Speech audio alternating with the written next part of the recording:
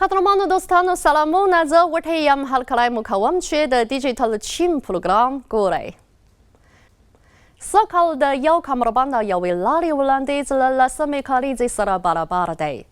چین د روان 2023 کال د جون تر پای پورې له 152 هیوادونو او 32 نړیوالو سازمانونو سره د یو کمربند او یوې لارې د ګاډۍ آبادۍ په اړه څه باندې 200 همکاریز سندونه لاسلیک کړي دي. د دغه وړاندیز په رڼا کې د چین او اروپا او د یو کمربند او یوې لارې په اوږدو کې د پراتو هیوادونو ترمنځ بار وړونکو اورګاډو د مختلفو هیوادونو د پیوستون او ګاډۍ سمسورتیا لپاره مهم رول لوبولی دی.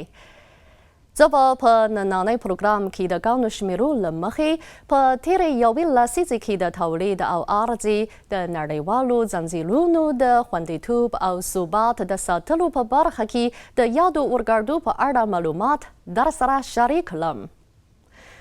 د معلوماتو له مخې د 2023 کال په لومړۍ نیمایي کې د چین او اروپا ترمنځ 8,641 اورګاډو تګ راتګ کړی او شاوخوا 914 معیاري کانټینرونه یې انتقال کړي دي چې دغه دوه شمېرې د تیر کال د همدې مودې په پرتله په جلا جلا توګه 14% او 13% زیاتوالی ښیي.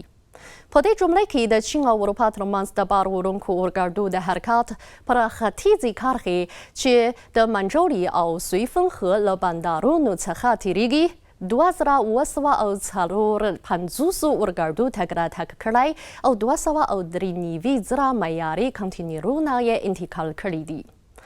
د معلوماتو له مخې یاده کرښه د روسیې، پولنډ، آلمان او بلژیک په شمول 14 هیوادونو ته او د چین په دننه کې د هاربین، شنیانګ، سیان، نانجین، زنګزhou، چانګشا او چengدو په شمول شپېتو ښارونو ته غځېدلې ده. او د ګراز اوسپنیزې لارې هم له یوې څخه 22 ته زیاتې شوي دي. دغه اورګاډي د ژوند توکو، برقي ماشینونو، صنعتي تجهیزاتو، فلزاتو، کرخنیزو تولیداتو او لرګیو په شمول 12 ډوله مالونه لیږدوي.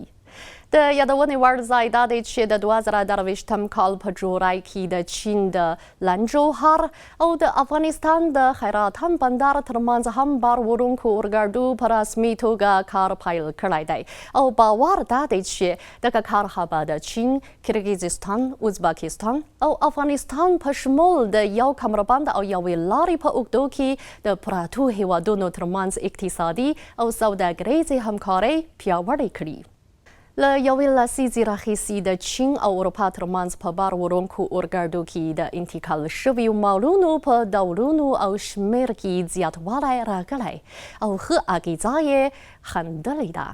دغه په هر وخت او لوی اندازې کې د زرغون پرمختګ او کم کاربن د ایستنې په حال کې د دغه اورګاډو آرام حرکت د تولید او عرضې د نړیوالو ځنځيرونو ارامتيا او ثبات سبب ګرځي. درانو دوستانو د ډیجیټل چین نننۍ پروګرام په همدې ځای پای ته ورسید. له پاملرنې مو مننه کوم. الله مو مل شه.